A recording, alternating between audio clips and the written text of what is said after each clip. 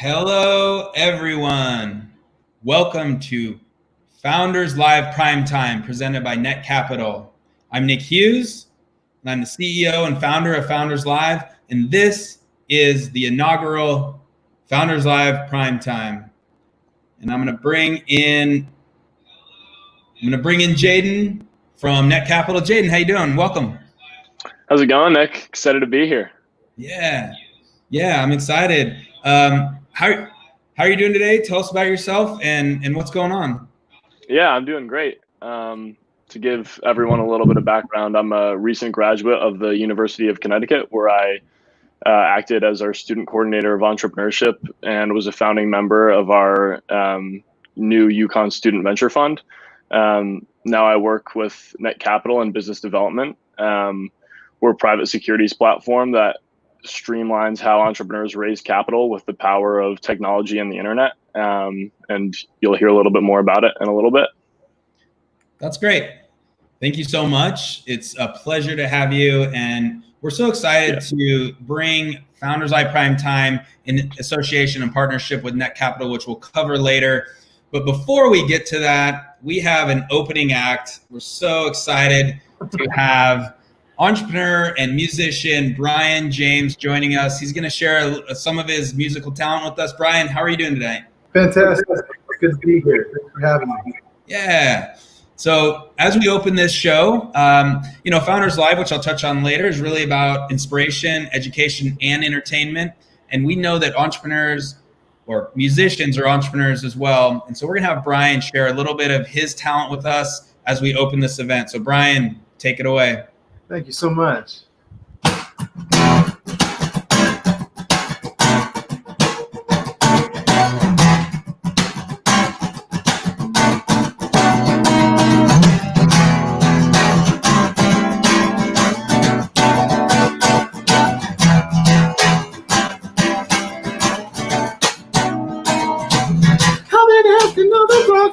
Just kind of hoping that something would stick. Answers come in their own time. That's just the way it is. I wish I knew more for sure, but the truth is when it all ends. All the metaphors that you heard before about windows and closing doors, alone the leave and never yet again. And I don't know if I can go down without the fight. And I can't bend the truth when I know it ain't right. Oh, nah, saying ooh, ooh, ooh, ooh. Well, the rules keep changing, mama playing the game. Ooh, ooh, ooh, ooh. And it all a shame. Ooh, ooh, ooh, ooh, ooh. I'm too busy going to things trying to place the blame. And it's up to clever, I don't know.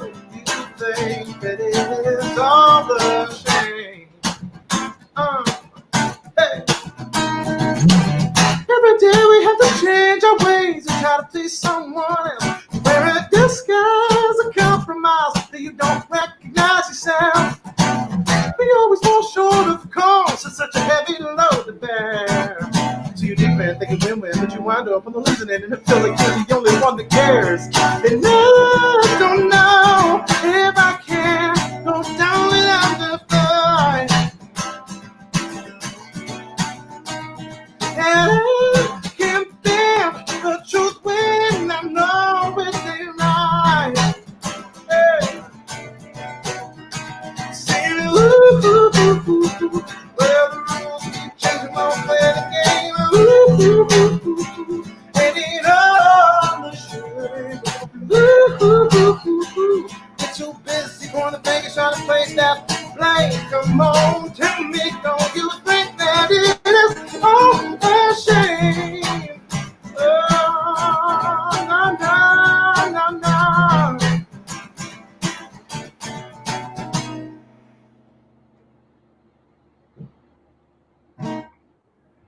Was a new song called Shame off of our album. My band and I, Brian James and the Great Unknown, just released a new album called Journey of 1,000 Miles.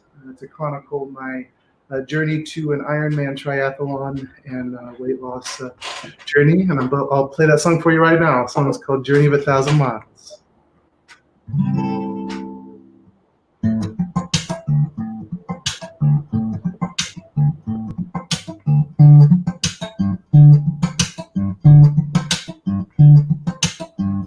Head down, breathe out, no doubt. There's a long way to go, but it's on me now. I'm sad, regret, forgot in the cost when I keep getting cut me down, but I'm doubling my best. I keep looking back, it won't get me anywhere. Those that talk about my past end up there, 'cause the journey of 1,000 miles starts right here. Journey of 1,000 miles, miles and miles starts right now, now. Oh, right here, right now.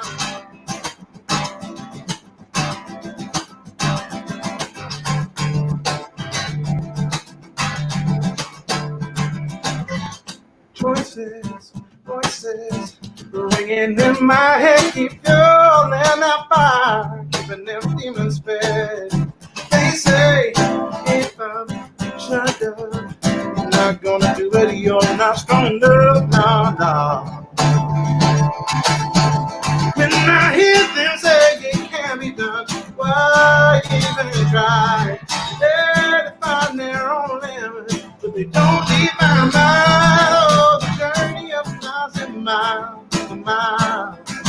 starts right here. Journey of 1,000 miles, starts right now. Ooh, right here, right now.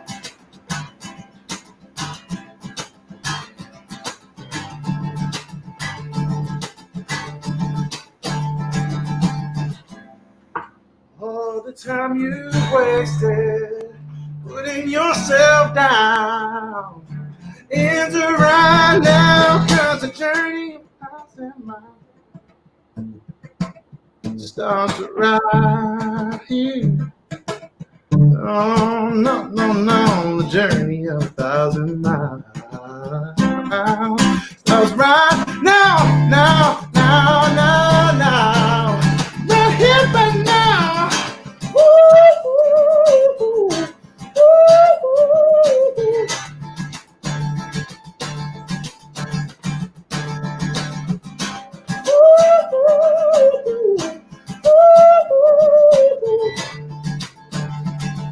Oh, right here and now.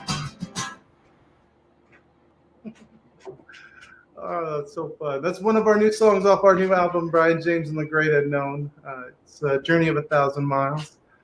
I'm going to play you another song. You go onto YouTube, you can also see our new music video for our song, Taken. And I'll go ahead and play that for you right now.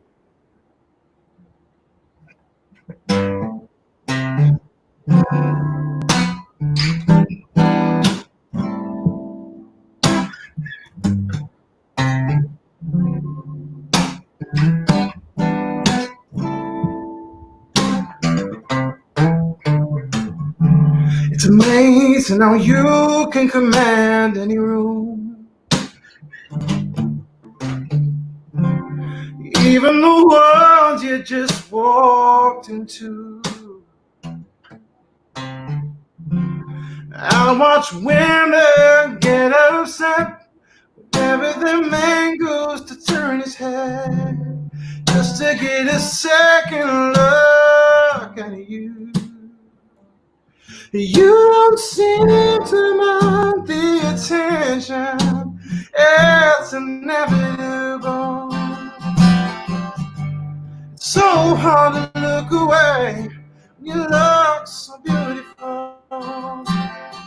But I don't have to worry, 'cause you make it known I'm the one taking you home.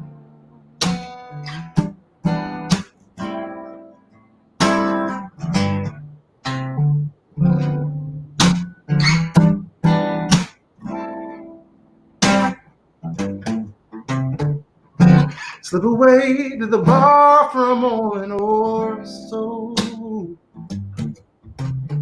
'Cause Just enough time for someone to get you alone. I have to laugh because I'm never surprised to come back and find another guy there in my chair trying to get with you. You don't seem to mind the attention. It's inevitable. So hard to look away when you look so beautiful. Oh, but I don't have to worry, 'cause you make it known I'm the one taking you home. Yeah.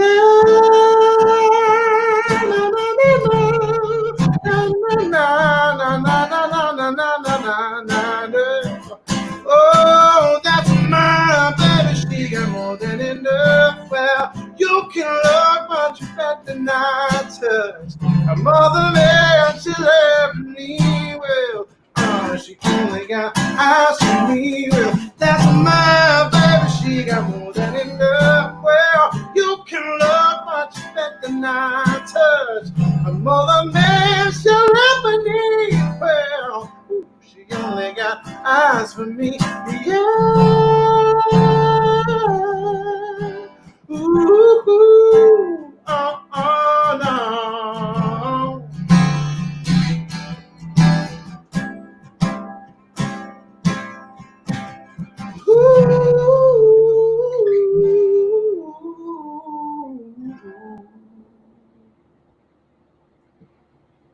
Oh man, Brian, that's beautiful.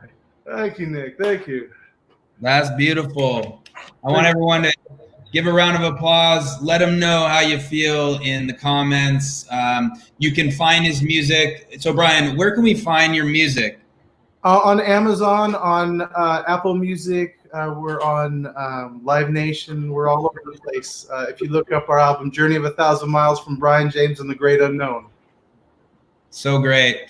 Jaden, what'd you think? I thought it was wonderful. I loved it. Great job, Brian. Appreciate Really it. nice. Appreciate it, guys. Thank you.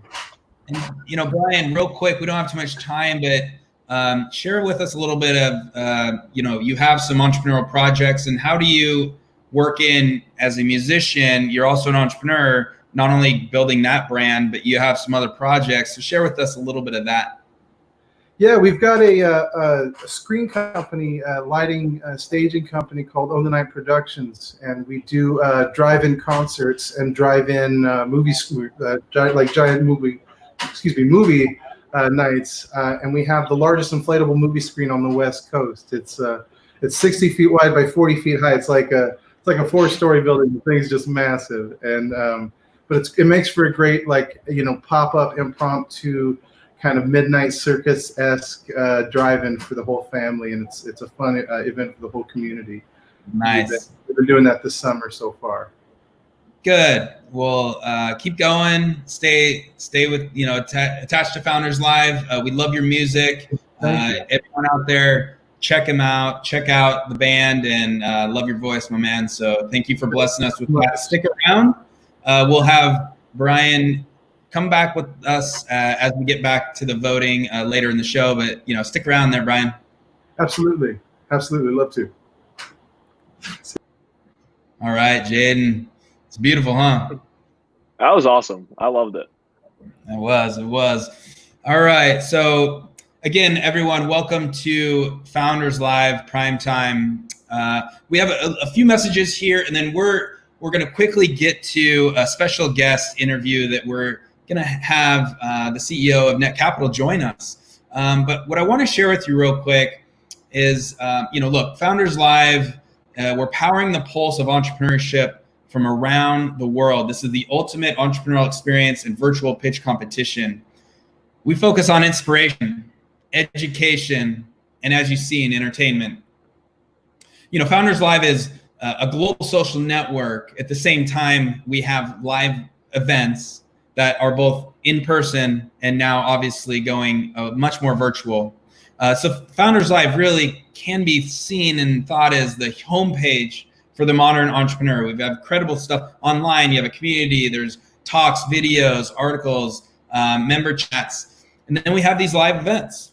And we're going to walk through this in a short manner, but 5 companies, 99 seconds, 4 minutes of Q&A. You as the audience get to ask questions, and then we will all vote on which one we thought was the best. Founders Live started in Seattle, and we're quickly expanding around the world. We have roughly reached almost 60 cities around the world. You can see that map. It's almost outdated, but this was pre-COVID. So these were all in-person events. We've clearly had to go back now. We're revamping what we're doing, and we will get back to those 60 cities operating their events. Montreal, Quebec, that will be our 62nd city. We're excited to see that launch here later part of this summer. Really, really excited about that. If you want Founders Live in your city, reach out to us. And even in your country, we're looking to expand. And this event happens in cities around the world. And the thing is, what I want to talk about is, I'll touch on that in a second, but I want to talk about our core values and why it's spreading around the world. So the first one, like I said in the video, Founders Live is really about respectful authenticity. We value inclusion and including anyone, no matter what they look like, where they come from. And so this is really about being your authentic self and respecting others in theirs. That is very important and is our first core value. Actually, that's a little out of order, so I apologize. We're going to get back to the core values, but I want to touch on what is the future of Founders Live. So we've got performance, we've got competition, and we've got networking. This is all going to happen tonight. So we're announcing, this is the first Founders Live Primetime. We're announcing this global competition. So as I said, we have events happening in all these cities around the world. What do the winners get? Well, now they are going to elevate up to a new series of competitions. So Founders Live Primetime is going to be a series of events that highlight the winners, and we will have groups from North America. We will have Founders Live Primetime South America. We'll have Founders Live Primetime Europe, and we'll have Founders Live Primetime Asia. So excited for this. These will happen usually about once a month in one of the regions, and so every quarter there will be at least one of these coming out of each region, highlighting the winners and what they do.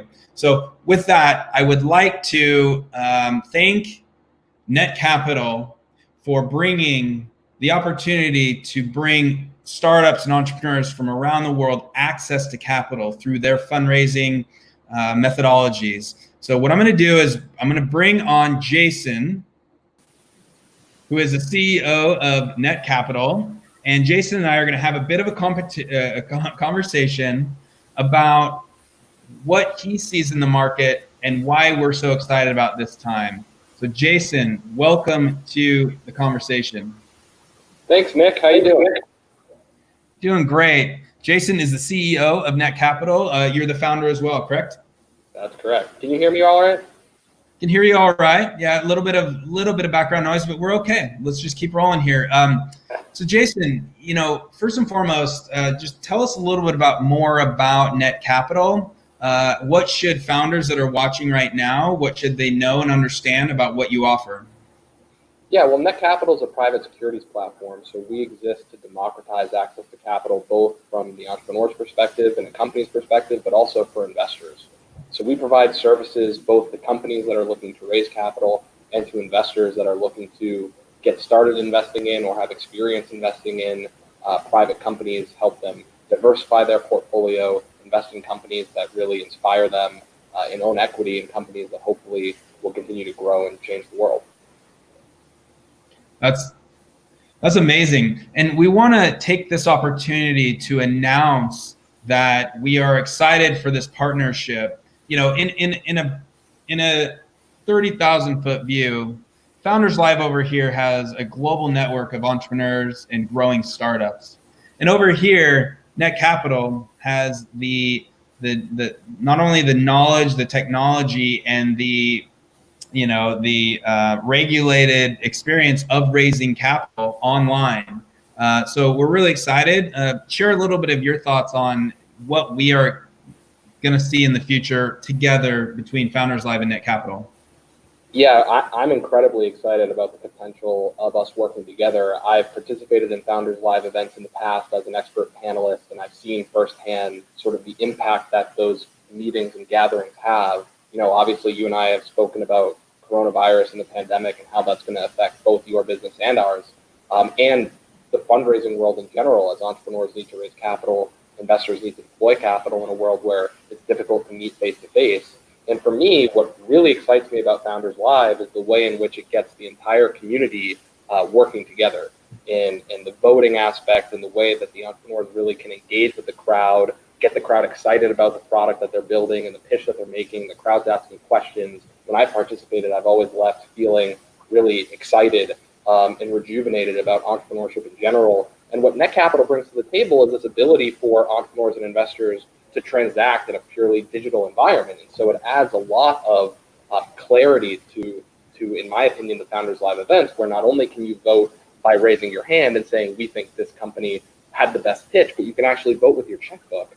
And on Netcapital, you can invest with a credit card now, a debit card, you can connect your bank account, you can invest, you know, as little as a couple dollars just to vote with your checkbook on which company you think had the best pitch and has the best chance to really become, you know, that next transformative company.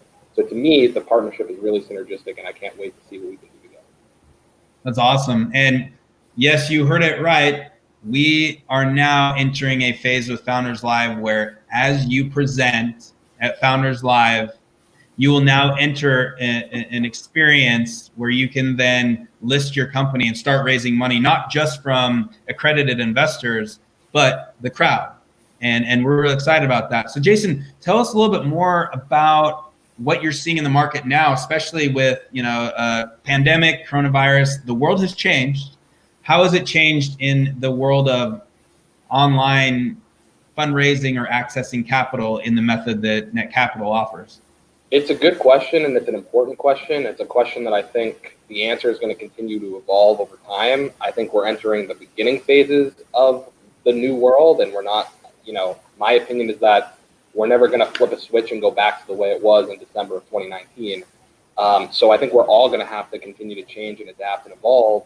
For Netcapital, you know, it's pretty interesting because we exist to, you know, I founded Netcapital because I felt that the way that companies got access to capital at an early stage before they're public and the way that investors chose which companies to invest in was far too antiquated as it was far too focused on in-person meetings and paperwork and sort of old technology. And I wanted to bring the private capital markets into the new age. And I think that the pandemic in many ways has rapidly digitized all industry, and the private capital market is no exception. And so in some ways, the pandemic has sort of helped accelerate what our vision is at Netcapital, which is that entrepreneurs and investors are communicating, collaborating, and investing and transacting all in a digital environment. And I think that that's the future. And I think that, you know, what a critical component to that is still being able to have some sort of interaction with the founding team so that you're not just investing blind. And that's where you come in, right? That's where Nick comes in and Founders Live and the wonderful people that you have running your various programs all over the world, where you get a glimpse as an investor, you get to sort of interact with an entrepreneur on a more personal basis where you can ask real questions, like we said, you can vote, and you can have this sort of more real interaction to go along with the digital interaction, which I think is the future of private investing. So when people hear raising money online, they might think of crowdfunding. I know that you and I know Netcapital does differentiate a little bit on that. So share with us a little bit more of the differences and the similarities in your mind. Yeah, it's a question that I get a lot, and I think it's an important distinction just because most people, if they're not super familiar with the world of online investing, when they hear the word crowdfunding, they might think of Kickstarter or Indiegogo, which are great platforms that basically allow you to contribute some cash in exchange for a reward, whether that reward is a t-shirt or the product that's being built or the book that's being written or whatever the case may be. And that's quite a bit different from what Netcapital and other funding portals are doing. So we're a regulated funding portal. We're members of FINRA. We're registered with the SEC, and we're doing securities transactions. So when you make an account on Netcapital and you invest in any of the companies you hear today, whether that's Zelgor, Deuce Drone, etc., you are making an account on Netcapital that's much more like an account on E-Trade or Fidelity, right? Where you're making an account and depositing cash, and in exchange for your cash, you're getting equity. And so if the companies that you choose to invest in increase in value, your investment is increasing in value. And there's a potential, now these are risky investments, right? So you don't want to put your whole savings in this, and there are various regulations that we provide to help keep investors safe.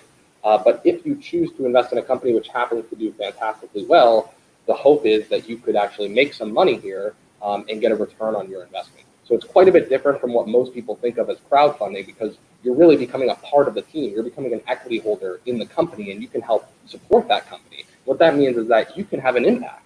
So if you were to invest in a company, you can tell all your friends about it, and you can help bring 100 new customers to that company. And that in and of itself is increasing the value of the equity that you purchase. So it's a really exciting way to build community for a company in order to basically sell your equity to a group of people in order to get them excited about helping your company grow. Last question. Take us out. Let's go 3 years, maybe 5 years. What does the ecosystem look like for early stage funding? Well, I'm not a time traveler, so I don't know exactly. But my vision is that there's a place where you go. If your friend tells you to download an app for the first time, and it's Snapchat or whatever it is in 2023, and instead of thinking, wow, this app is so cool, you can think, wow, I should go to Netcapital and I should buy some stock in that company. And there's a place for you to go to learn about the offering, to have equity available for purchase, to ask questions of the founders. Maybe there's a video presentation from their founders live pitch right there on their offering page. And you can enter in your credit card information and buy stock in a company just like that. That already exists. That's already what's happening on Netcapital. I view that as the future of private securities investing in general. We're trying to make the private capital markets look and feel a little bit more like the public markets. I'm curious, Nick, for you, from your perspective, obviously you talked about this a little bit in your intro. How do you view COVID and the pandemic changing Founders Live? How are you feeling about the next 6 to 12 months of Founders Live? Well, thanks for the question. And I brought Yahyn back in here to join us. I can say this. Look, it's hard to say sometimes that this is an opportunity, but as a founder and an entrepreneur in everyone's sites, you need to view this as there's opportunities, there's new problems, and there's new potential solutions. And so we've definitely viewed this as, we wouldn't have thought about this if the pandemic didn't happen. Because now virtual, we have 5 presenters that are not in the same city, and we never have done that before, and now we are. And look, you're gonna, as I mentioned, the primetime events now we're elevating that. We're gonna have them frequently, and this is gonna take our brand much more global than even what it was before. So my mind is really expanded with what's possible. How do we create this global community and platform, and then start bringing them opportunities that we wouldn't have before? So I can tell you that it's an opportunity. It's tough. You gotta figure it out, but that's the way we're approaching it. Sounds good. Yeah, I agree with you. And so, Jason, I want to thank you. Yahyn, I want to give you the last word as you observe this interview. We've been working on this partnership for a while. You're seeing it come to fruition live. Here we go. What are your thoughts real quick, Yahyn?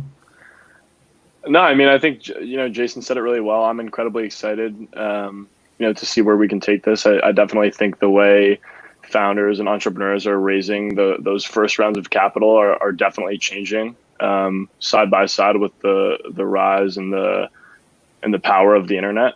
I'm incredibly excited for what this can become, and I think Founders Live Primetime provides an incredible platform for new, exciting, innovative companies to go out and try to raise some cash. Well, that's the last word. Hey, Jason, good to see you. Thanks for the chat. Really excited about our work together, and stick around. Have a good time. Thanks, Nick. All the same. Can't wait to see what's next. All right, Yahyn, we're about ready to get going. Let's do it. I'm going to walk through a couple more messages here, and then we will get to the show. We have 5 great companies to pitch. As we focus on becoming the industry-defining entrepreneurial brand, we are working on that. I'm going to touch on these core values real quick. Again, what makes us special. First one I mentioned already, what we call respectful authenticity, and really just being your authentic self. But that means you respect others in theirs, including them in what we're doing. Second one is what we call gather around the campfire. And really, look, we're all storytellers. As an entrepreneur, you must find that story. You must find what will emotionally impact people to follow you, whether it's employees, investors, customers. What's the why? Why are they following you? So we encourage you to find your campfire and entertain through stories. The third one, important to me, open the door. And so what that really means is just doing great things for people without expecting a return. Open that door for them, make an introduction, do something nice for them, help them out. Because you know what? It comes back to you tenfold. Trust me, I know. And this is an absolute value that we want to push through our community. And last one, this was much more applicable when we were standing in the same room, but no name tags really just means we remove the awkwardness, we bring fun into the world, and we really want to be different and push the limits on that. So, those are our 4 core values. A few things I'm going to touch on before we get to the show. Some big things. This is something that wanted to talk about. I wanted to address it. We actually announced our diversity and inclusion focus and program. We actually announced this like last fall, I believe. But we really just want to come back and really say that Founders Live is absolutely 100% focused on equality in pitching in global experiences and exposure, the podcast interviews, our live stream interviews, introductions and connections, and access to investors and capital. It doesn't matter what you look like. It doesn't matter what gender you identify with. It doesn't matter where you are. You deserve equal opportunity, and that's what we are focused on from here on out. I hope that lands with you well too. Founders Live Skillsonic, we announced a partnership where you can find freelancer opportunities. And actually, if you're looking to hire people that are listing themselves and their talents, go on to Founders Live, just search Founders Live Skillsonic. We're excited to partner with them to highlight talent and open opportunities. Another one is we have recently opened up our Learning Center in partnership with the Lonely Entrepreneur. That is free learning for you to learn how to become a better entrepreneur. Just one of the great things associated with your membership in Founders Live. This will always be free, by the way.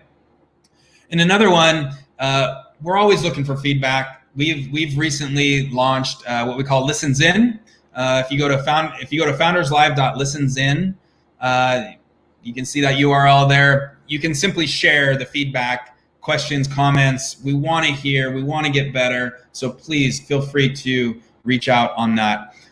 For participation to pitch at a Founders Live event, all presenters receive $5,000. These are credits to AWS.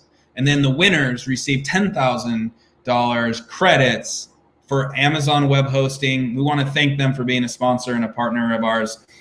And also Google Cloud for startups. All presenters receive starting at $3,000 credit to Google Cloud startup programs. And that can climb up to $100,000 credit depending on your usage and growth.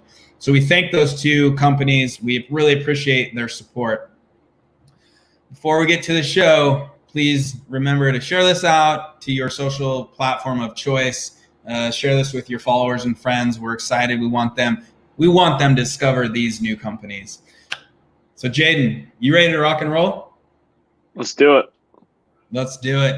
So here we go. So what we're going to see now is we're going to see 5 companies, early stage companies. These are companies that are associated and listed with Netcapital. They are raising money right now. Keep that in mind when you are not only voting, but if you want to follow up and maybe take part in the growth of their company. They're going to have 99 seconds to pitch. There will be 4 minutes of questions from you, the audience. I will explain how we're going to do that in a second. Then we're all going to vote on which one we thought was the winner, and we're going to bring the winner back up. We're really excited about that.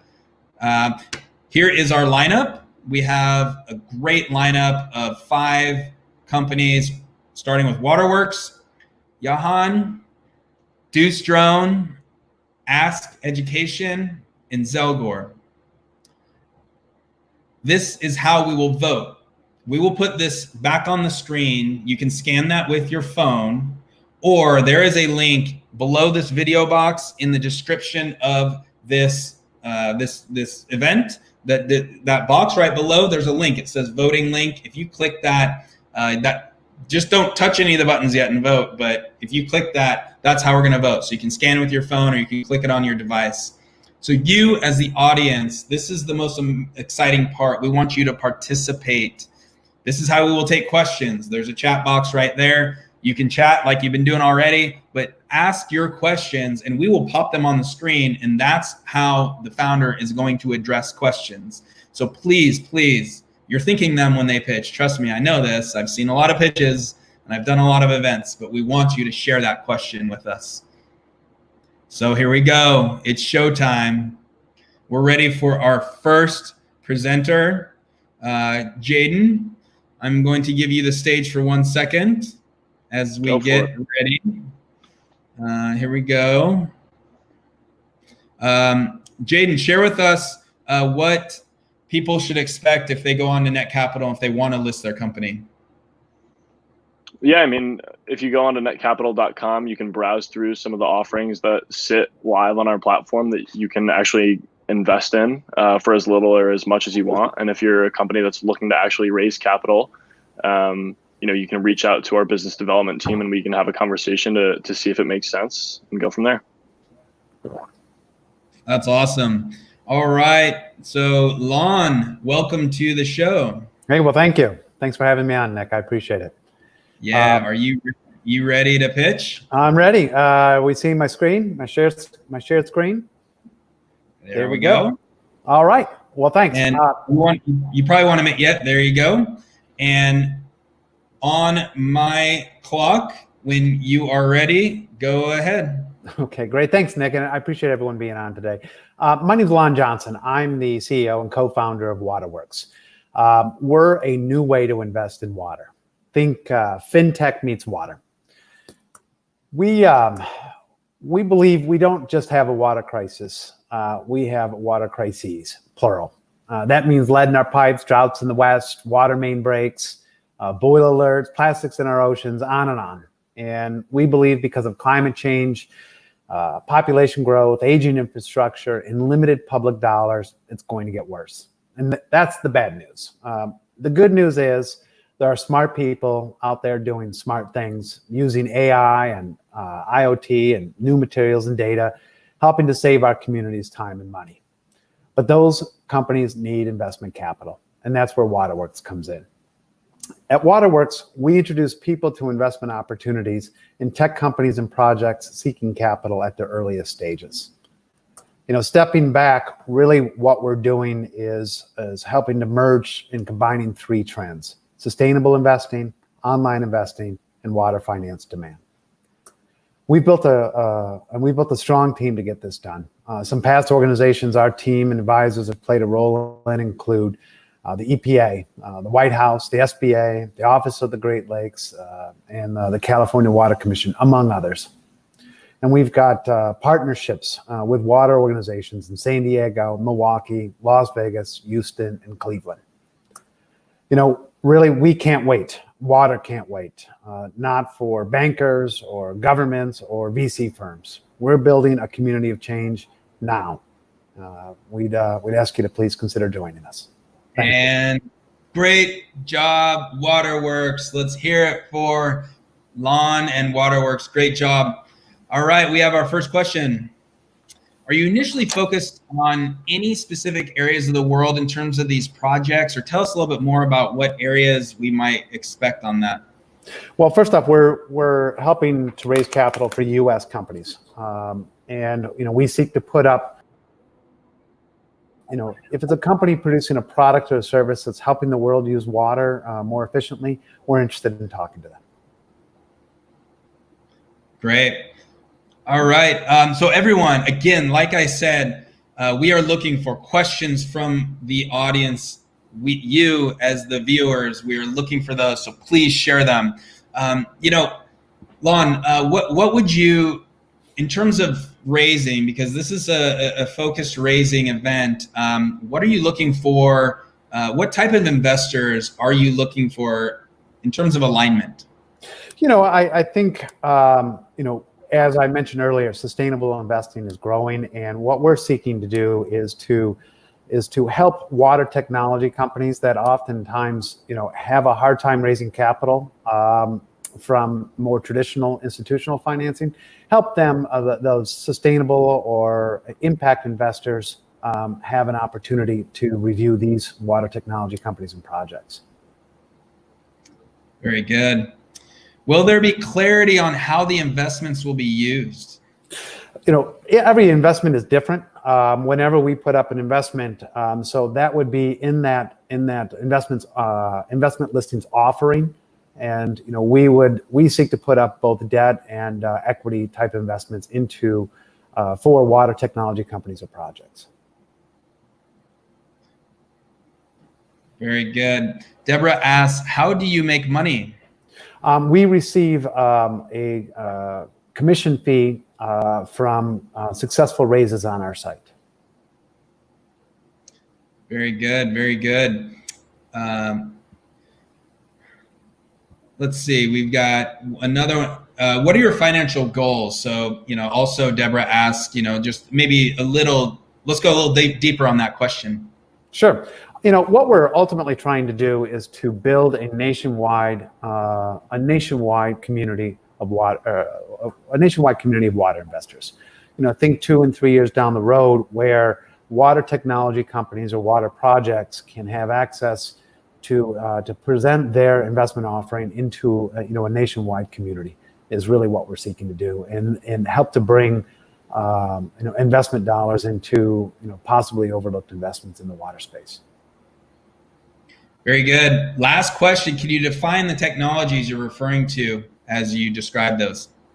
Again, broadly, the water world is large. Whether that's moving with new materials, or using IoT or AI to help solve our water problems, using data, using sustainable fashion even, or sustainable farming.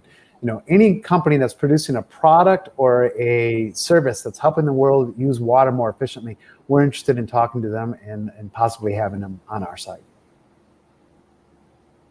Well, great job. Thank you, Lon. Love the pitch. Love what you're working on. Thank you so much. Terrific. Thanks so much for your time. Yeah. Yeah, it's great stuff. I'm going to bring Jaden back on. Jaden, share a quick thought of that pitch and what you thought about WaterWorks. Yeah, I think it's really interesting. I think it was a great way to start it off. It's interesting. I think Michael Burry, the famed Wall Street trader that was famous for the 2008 housing crisis bubble, I think at the end of the movie, there was a note that he was moving all of his investments following that to water. So now it's just interesting, like maybe in 10 years, we'll be looking back saying, shoot, I wish I invested in water a little bit earlier. So I think it's an interesting concept. All right. Well, thanks. Great. All right. We are on to our next presenter. We have Yahan and we've got Pierre Rogers.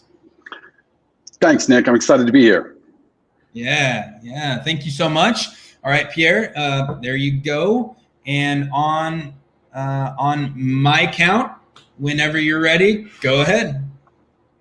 So we had a rare treat about a year ago where my wife and I actually got a night out away from the kids. A very rare thing indeed. We got all dressed up. We went down to this fancy restaurant. We sat down and the waiter hands me this wine list that's like a novel. I'm flipping through it somewhat in a panic as I don't understand half of the things that are on there. I understand a couple of the names. We've got vintage, varietal, blend, all of these things. So in a panic, I whip out my phone and I text 2 friends of mine. Now, thankfully, those 2 friends happen to be sommeliers at one of the most world famous restaurants, the French Laundry. They gave me an absolutely fantastic selection. And my wife makes the off-the-cuff statement, hey, wouldn't it be great if everybody could be an instant sommelier? That's where we actually got the idea for Yahyn. Hi, my name is Pierre Rogers. I'm the founder of Yahyn. And did you know that 78% of wine is purchased because of one of 2 reasons, either brand awareness or the aesthetic of the bottle? Neither of those things have anything to do with what they taste like. Here at Yahyn, we optimize the best bottle of wine for you to buy using a sophisticated AI-based recommendation tool that matches your personal preferences to the best bottle of wine. We source this wine by disrupting the three-tier system and connecting you directly with the finest winemakers around the United States. We are so excited to be part of Founders Live, and I'm really looking forward to your questions. Thank you, everybody. Great job, Pierre. Great job. So my question is, what's behind the recommendation? Like, have you built is there some like machine learning? Is there AI? I've actually heard some of these thoughts around this. I know the industry is going that direction, but tell us a little bit more about the background of the technology that you've built.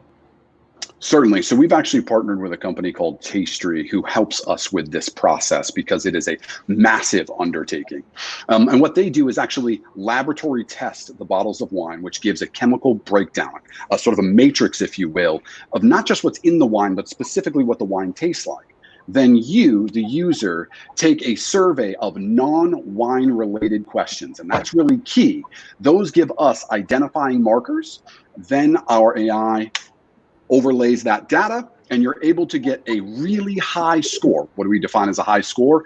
94, 95, 96% happiness or satisfaction that that bottle was bespoke for you.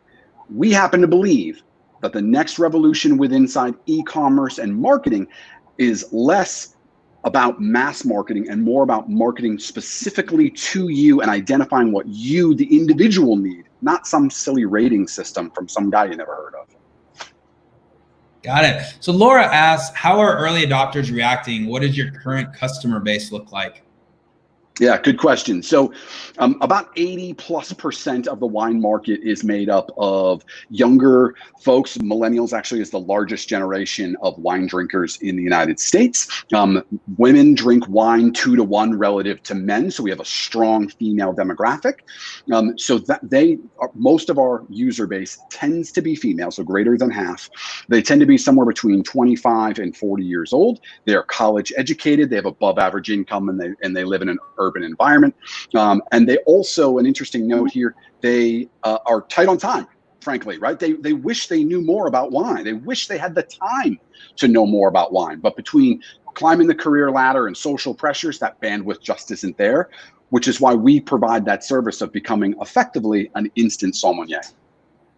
Very good. So we're going to wrap in 2 questions. So what is your revenue model? And then the second one is, what is your target audience, and how would you mesh those together and answer those two questions? Yeah, certainly. So I mentioned in the presentation very briefly that we disrupt the 3-tier system. So let's actually dig into that, because that's actually our business model. That's how we generate revenue.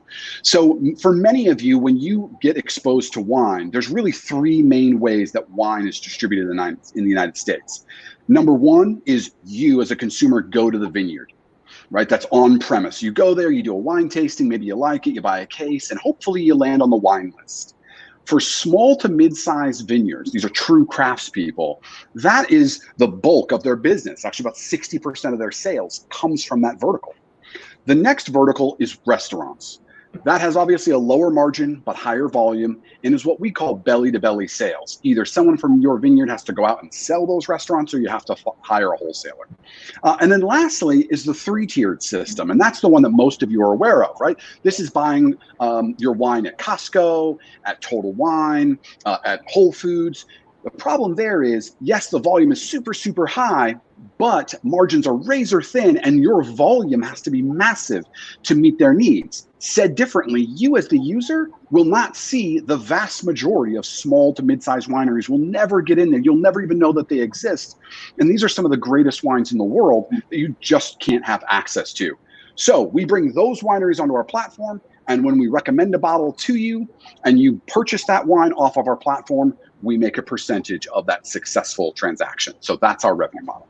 Got it. Jaden, I'll give you the last question, or we can go back to the comments, which are great questions in here. But were you thinking anything here?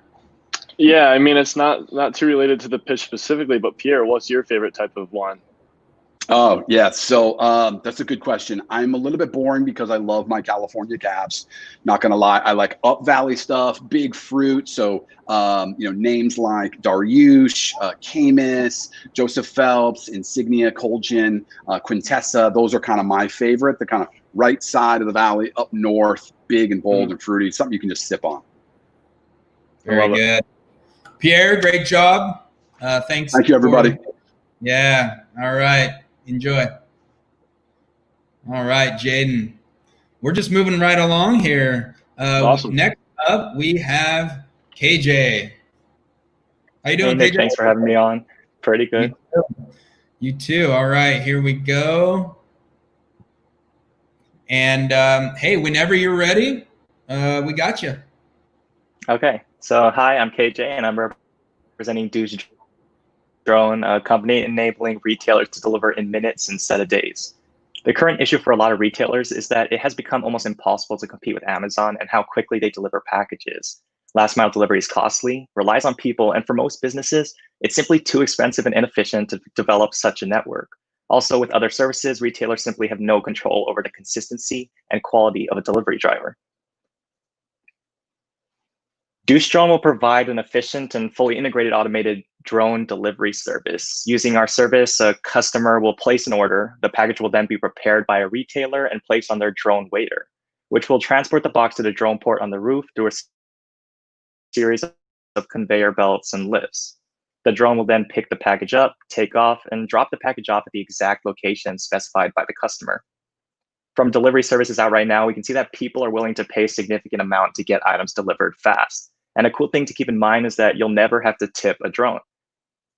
Using code, we'll utilize our growing network of retailers to expand our range and coverage, and we don't have to land at the same location that we took off from. Right now, we're utilizing a drone that can carry up to 12 pounds and fly up to 40 miles an hour, meaning that we can fly 4 miles as the crow flies in just 6 minutes. We're confident in our ability to get our vision accomplished because we have a strong team that brings unique skills and connections to the table. As a team, we speak the language of the FAA and can candidly speak to people from the biggest brands we know and love. We know what it takes to grow and build successful ventures, and we have 2 MIT aerospace engineers on board to lead the engineering efforts. To date, we're already signed revenue-generating test flight contracts, have begun to fly. That is it. Let's hear it for KJ. That's 99 seconds. You did a great job, though. So my first question, what cities is this legal and readily available in at this point, or when could we expect this being available in US-based cities? Yeah, so right now we're focusing a lot in the southeast region of the US. So we've already had community partnerships with Mobile, Daphne, and Foley, which are communities down here in southern Alabama that will be able to fly. And those partnerships are really just to be put in place so that we can let the community know that we're doing this and we're not going to surprise people with drones flying all over the place. Question from Laura is, how can you ensure delivery from pickup to then delivery? How are you guaranteeing that? Yeah, so each of these packages will be labeled with the unique customer identification code that each customer will have. And the cool thing is when the retailer puts the package on our drone waiter system, no one touches it from there on out. So we'll be able to use our drone command center and track all our drones. And every customer will be able to place a mat down in their backyard or front yard or wherever they want to securely land that package. And our drone will use a vision system to go find that mat and go put it down safely and securely. So speaking of that, Jay says, how do I create a landing area in my home to accept your drone deliveries? Or maybe explain a little bit more of, you could imagine a house, but how about an apartment building or even a condo that would be 30 floors up? Describe that a little further for us. Yeah, so for individual homes, the process will be all in the setup process of the app. And so you'll walk over to the location. Once you get your mat, you'll put it down and then pull the GPS location from your phone using the app, just a click of a button. And then so we'll know the general location of it. And then again, the drone will go find it. For areas like apartment complexes or condos, we'll probably work more with the landowner so that we can set up a designated drone landing area for packages for the whole complex, similar to where they put all of the mail and other packages in just one specified area. So this is an interesting question. Eric asks, will Duce Drone benefit from the financial and lobbying efforts of large companies like Amazon as they pave the way for their own drones?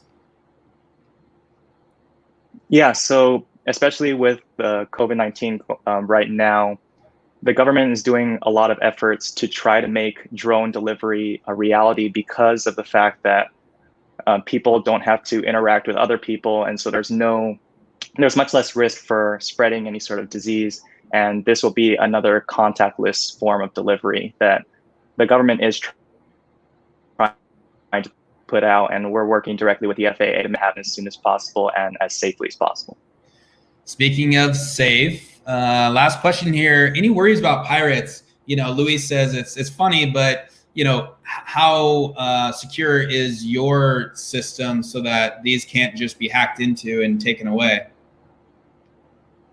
Yeah, so a big portion of what we're trying to do here is try to develop a safe and secure drone command center will be regional, and in these different regions we'll have a center, you can think air traffic control, where we'll be monitoring all these different drones and make sure everything's running as smoothly as possible at all times. And as the government gets more regulations around these drone deliveries, I'm sure these laws will get more strict to deter people from doing things like that. Great. Well, hey, KJ, great job. Thank you so much. Really excited to see this. We have a comment saying this is the coolest. So there you go. Good job. Yeah, thanks for having me. Yeah, all right. See you later. Okay, Jaden, quick thoughts on that as we bring up our next presenter. Yeah, I thought he did a really good job. It's an interesting concept for sure. I think, we're definitely only a couple of years out from basically being able to receive one-day delivery on all our packages. And if a drone's flying to my front door and dropping off whatever I ordered a couple hours ago, then I'm all for it.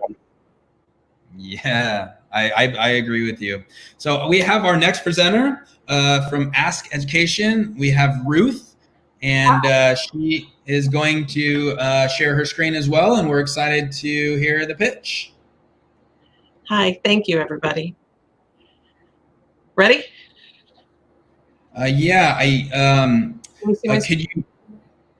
could you share your screen so we can be able to pull up your slides here? Sorry. Did that work? Share my screen. Now? Can you see them now, Nick? So I don't see them. Sorry.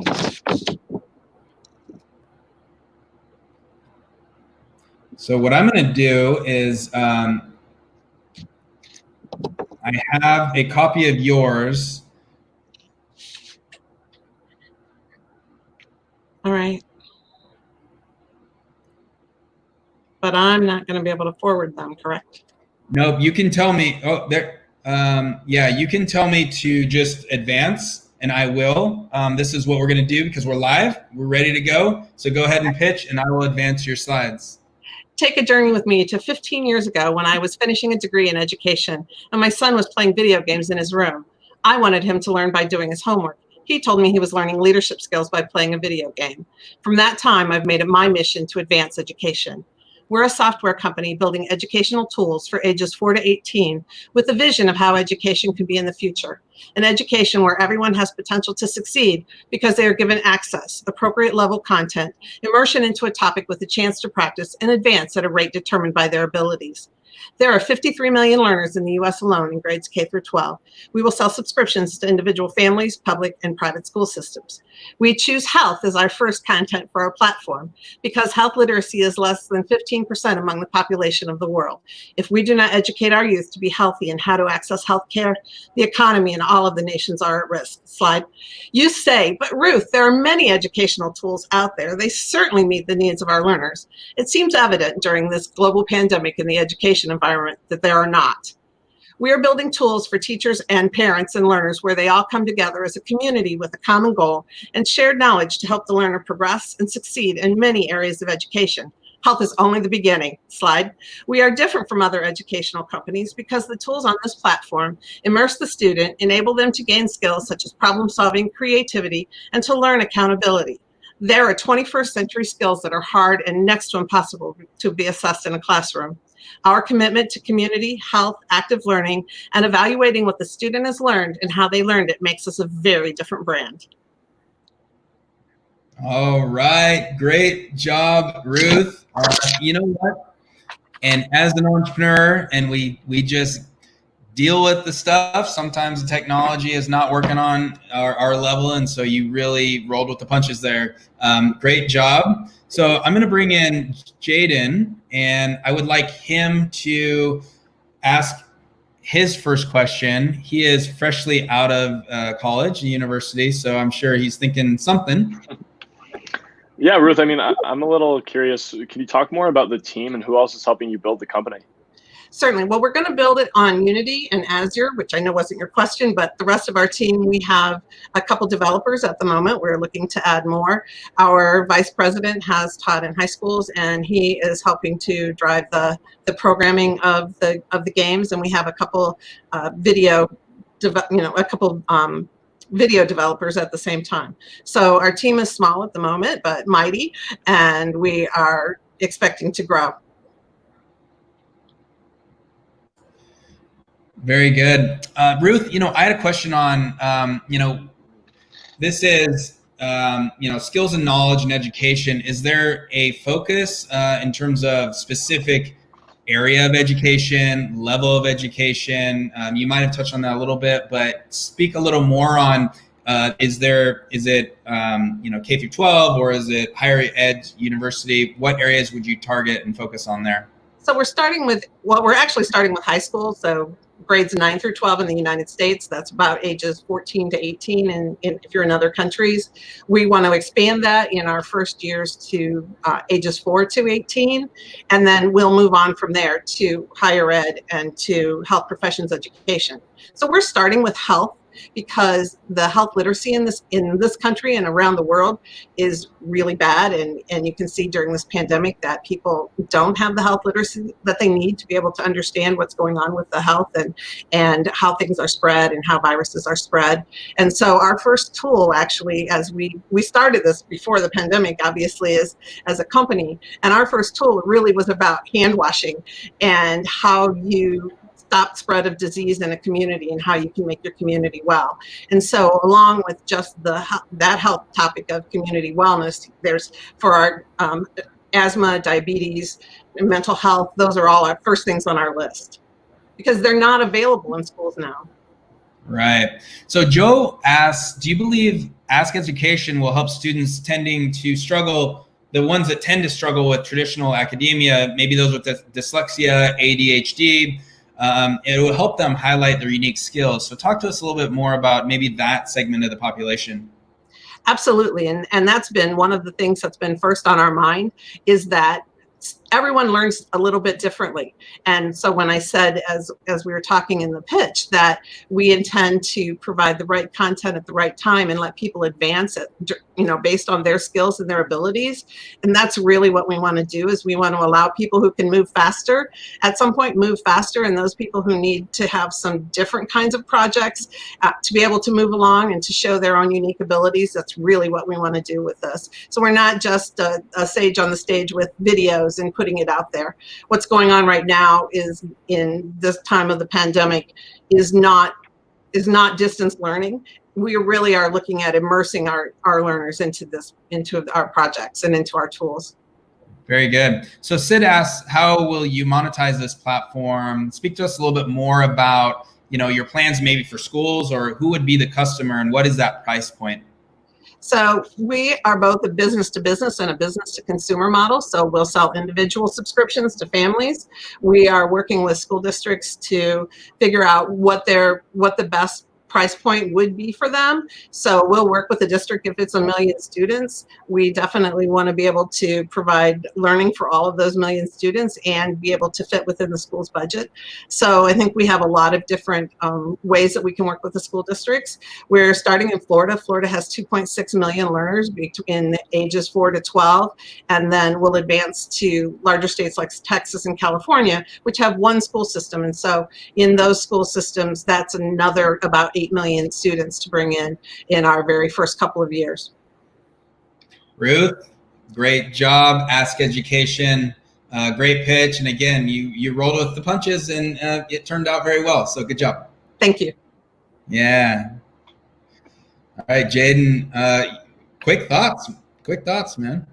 You know, I'm just amazed at how well she was able to carry herself after the little hiccup in the technology. I thought she did a great job, and I think it's a really interesting concept that could potentially transform young education. Yep, I would agree. Good job. All right, our last presenter, we have John from Zelgor. John, please share your screen so we can pull up your slides. Yeah, absolutely.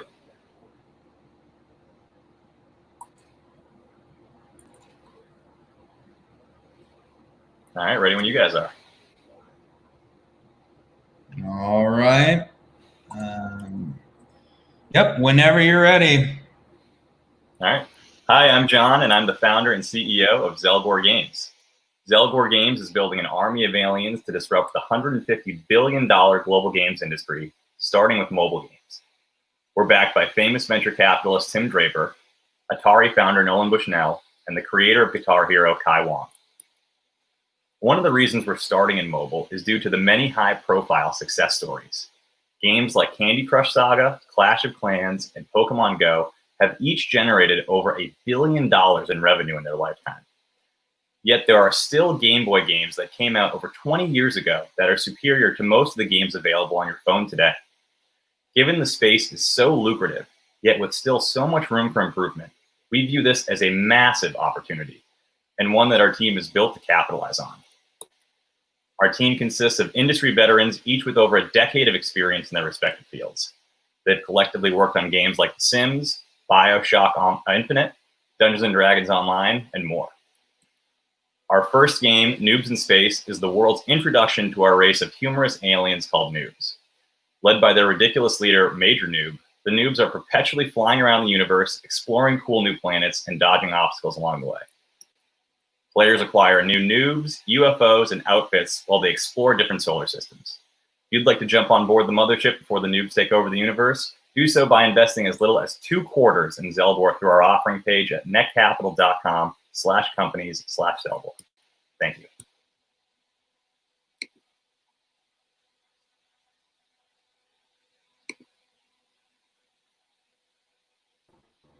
Great job, John. We have questions. If you're ready, everyone, there should be some popping up here. And my first one was, can you speak to the platforms you've developed for? That's a little typo on my end. I apologize. Yeah, what platforms are these? Mobile? Are they desktop? Are they? Tell us a little bit more about what systems these games are on. Yeah, sure. So as a company, we're planning on launching our first game later this fall, and we're starting on mobile because mobile is not only an industry that we're particularly passionate about. I actually grew up as a commuter student, so I was playing games on my Game Boy religiously growing up. And we're starting with mobile because, like I said in my presentation, the space is extremely lucrative, but there's also a tremendous opportunity for growth in the quality of games. So we're starting on mobile because we view it as the best sort of allocation of resources when you're a small startup, and it has the highest potential for success, which will allow us to expand our games ultimately onto other platforms like PC, console, and whatever else comes out. So Caden shares an interesting question. How do you plan to avoid the aggressive monetization models of most mobile games, or are you going that direction? And maybe for everyone listening, I think, do you understand the question? Because there is some interesting monetization of games. So speak to that and share how you would like to be different. Yeah, absolutely. So I am a huge believer in maximizing the long-term value of a player. And what Caden is talking about is a monetization strategy that really focuses on getting as much money out of the player up front. I really don't think that's a great long-term strategy for a business. I think the games that you've seen be the most successful are games that stick around for years at a time. And you do that by having a community of players that are really happy and are really enjoying the game.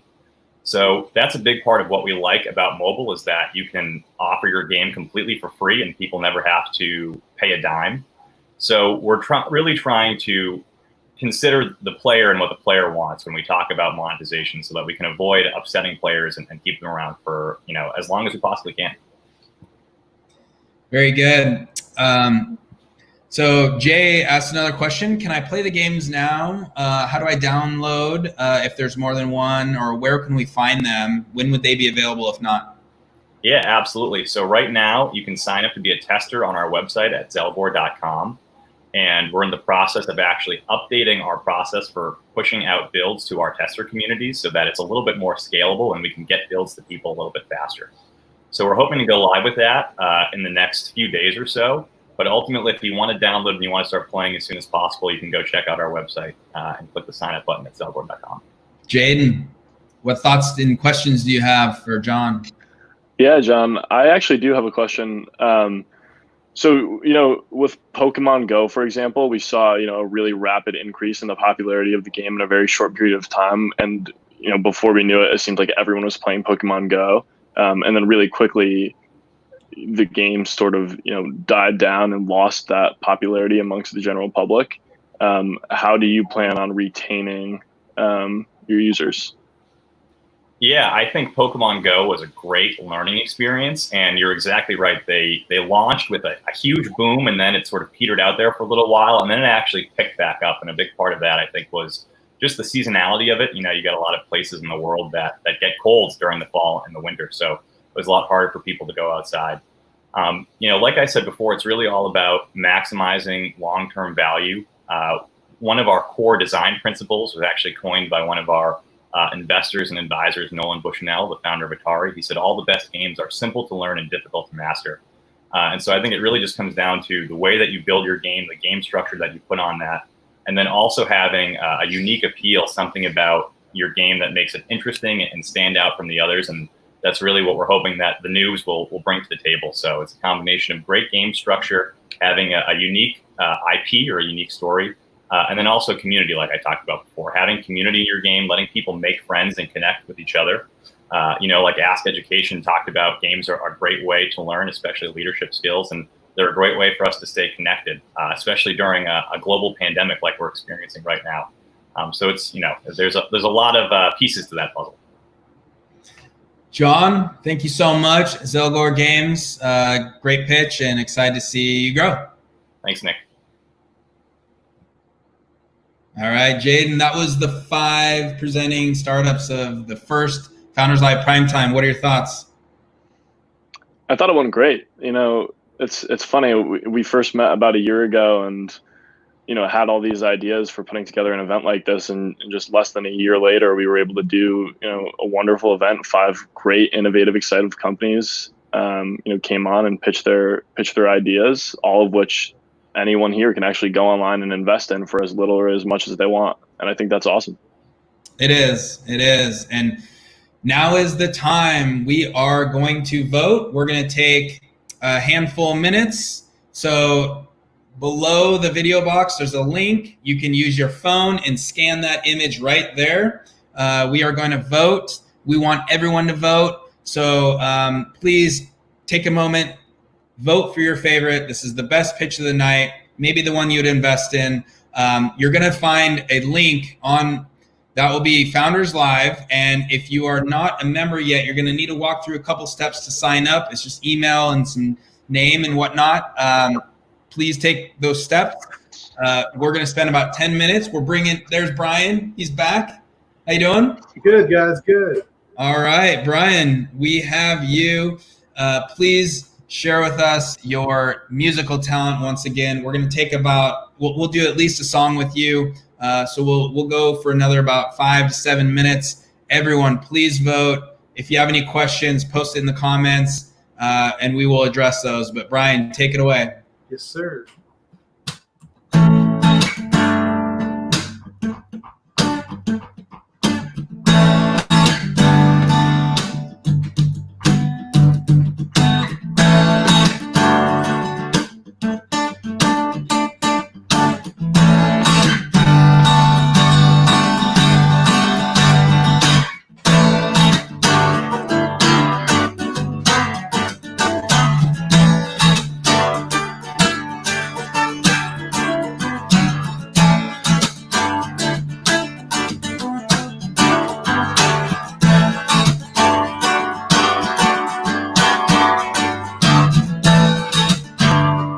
There's something that you're hiding. I can see it in your eyes. And you're wondering if the timing is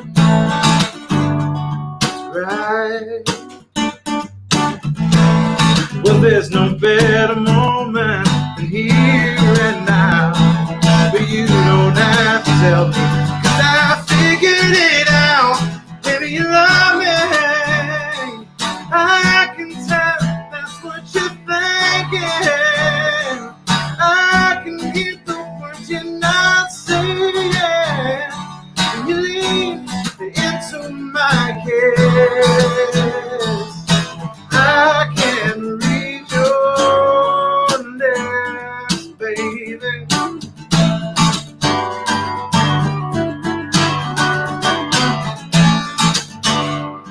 That nervous little laughter, it's a big old giveaway. There ain't no telling what comes after today. You can take your time, just so you know. When you finally find the words, I'll say I told you so. Baby, you love me. I can tell that's what you're thinking. I can hear the words you're not saying. When you lean into my kiss, I can read your lips, baby.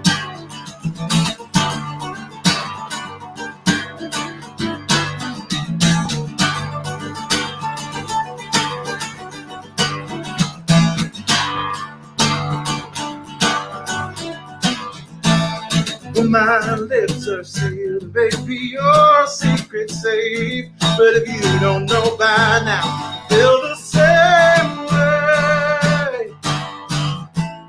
Baby, you love me. I can tell that's what you're thinking. I can hear the words you're not saying. When you lean into my kiss, I can read your lips. I can read your lips. I can read your lips.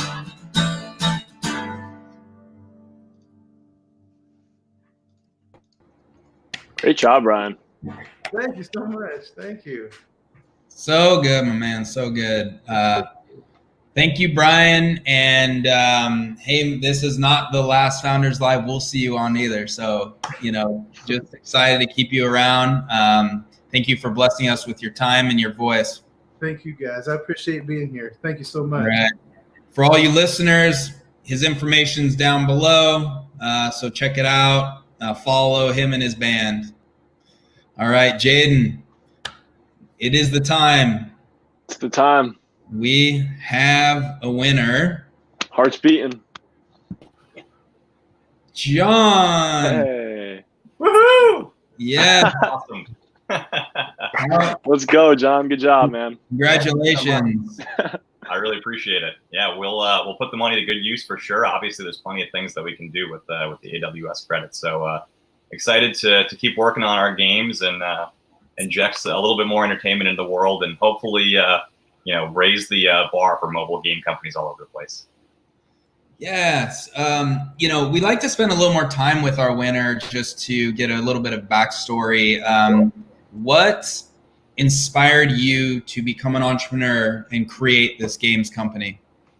Gotcha. Well, I mean, partly I'm from a family of entrepreneurs. My cousin Sean and my dad were the co-founders of Napster. So, I was in first grade when they were really disrupting the music industry as a whole. So I grew up in a very entrepreneurial family. And I also played a lot of mobile games growing up, particularly, or I guess I should say handheld games growing up. I played a lot of Pokemon on my Game Boy. And by the time I got to high school and the iPhone came out, I was super excited because I was like, oh man, Game Boy plus cell phone, like the games that are going to be on this platform are going to be amazing. And the reality was actually not nearly what I thought that it would be. It was mostly super quick, casual games, games like Paper Toss, for those of you who remember way back when. And even, as the years went by and games sort of became, even more massively successful year over year on mobile, they still never really got to the point where they were even, quite as good as the Game Boy games I grew up playing. So that just sort of inspired me. I saw it as a huge opportunity in a space that I was really passionate about. So ultimately, I worked with a couple of guys that I interned with, and we built a little prototype. And then I went off to Draper University and met Tim, and the rest is history. Very good. Let's go out 5 years. Where do you see Zelgor Games? So hopefully we've launched a massively successful game. Our hope is, with every game that we build, no matter how big or small the scope, we're really trying to build what we sort of call billion-dollar games. So our hope is that we've built a massively successful mobile game and that we've been able to expand that to other platforms and potentially launch multiple games and expanding potentially, into shows and movies. We're planning on having merchandise integrated with our games as well. So, when you buy a t-shirt or a new plushie, you can get rewards in the game. So, really having our ecosystem of interconnected games and content really well established and hopefully thriving with millions of people enjoying. Well, John Fanning, congratulations. Great job, and welcome to the Founders Live Hall of Fame and the winning group. And you will get more information. Would love to have you on our podcast. We like to invite our winners from our past events to have a longer conversation and highlighting your company. So please look forward to that. Yeah, absolutely. I'll hop on anytime. All right. Congratulations again. Thanks, everyone. Good job, John. And to all the presenters, I want to just say incredible job. It's not easy to craft your 99-second pitch, get in front of hundreds of people, and quite frankly, even if we're not all in the same room, this is always, it's just a challenge. And all the presenters here tonight stepped up to the challenge and exceeded expectations. Jaden, what are your thoughts on all the presenters? I thought they did a wonderful job. I mean, yeah, it's really just an exciting experience to join these online events. Just hear different stories and ideas of people that are trying to essentially change the world. And, it's all the better that you can actually go online and invest today. I thought they did a wonderful job, and, congratulations to John, the winner. And I'm excited for the next one. Yeah, me too. So a few more thoughts here before we close up. This is the very first Founders Live Prime Time. We, as you heard earlier, we're excited to roll these out across the world. Founders Live Prime Time will be focused on certain continents. Will involve the winners from our events, and you're going to see a tremendous amount of innovation around how these experiences highlight emerging artistic talent, emerging creative and business talent around the world. And then last but not least, we're now going to be able to jump into a networking event and be able to chat and see each other on camera. So whoever wants to continue, you'll see that link in the description below. Please click that. We will let you in. We'll be in there, let's say about 30 minutes past the hour. So in a few minutes, we'll open that room up. Would love to see you. I'm going to crack a drink here. Hard-earned drink for me. Hopefully you have a drink of choice, and you can spend some time chatting with all the other people that were watching, and hopefully the presenters as well would like to spend some time with us. So, with that, The Founders Live North America, the very first that will be focused on a region of the world, is coming in August. So keep your eye on that. And we want to thank everyone for being here. I want to thank you for sharing us this time. I want to especially thank Netcapital. Jaden, man, we worked for this, and this is only the beginning. No doubt. I can't wait to see what happens next. Awesome. We'll do some big things. So thank you, Netcapital. Thanks, Jason. It was a great conversation, and really excited to work with you as well. For everyone, look, every Founders Live is now your Founders Live. You can watch all of them. They're all streamed. So even if it's Founders Live Boston, and if you don't live in Boston, there's still an incredible experience, and you'll be able to see a lot of really amazing, cool, up-and-coming talent coming out of those cities. So check it out. Every week we have cities that are holding events. So please check that out. Again, we have happy hour happening. Get that link in the description right below. It's also in the email we sent. If you received an email when you signed up, we sent that earlier today. So just look through that email. If you need that Zoom link, we're going to jump into networking. And with that, I just want to say thank you, everyone, and really excited to continue to see this move forward. Feel free to reach out to me on Founders Live or LinkedIn or any platform that you wish. If you have questions, if you want to launch Founders Live in your area, we're there for you. So with that, everyone, that's our show. Until next time, see you later. See you guys.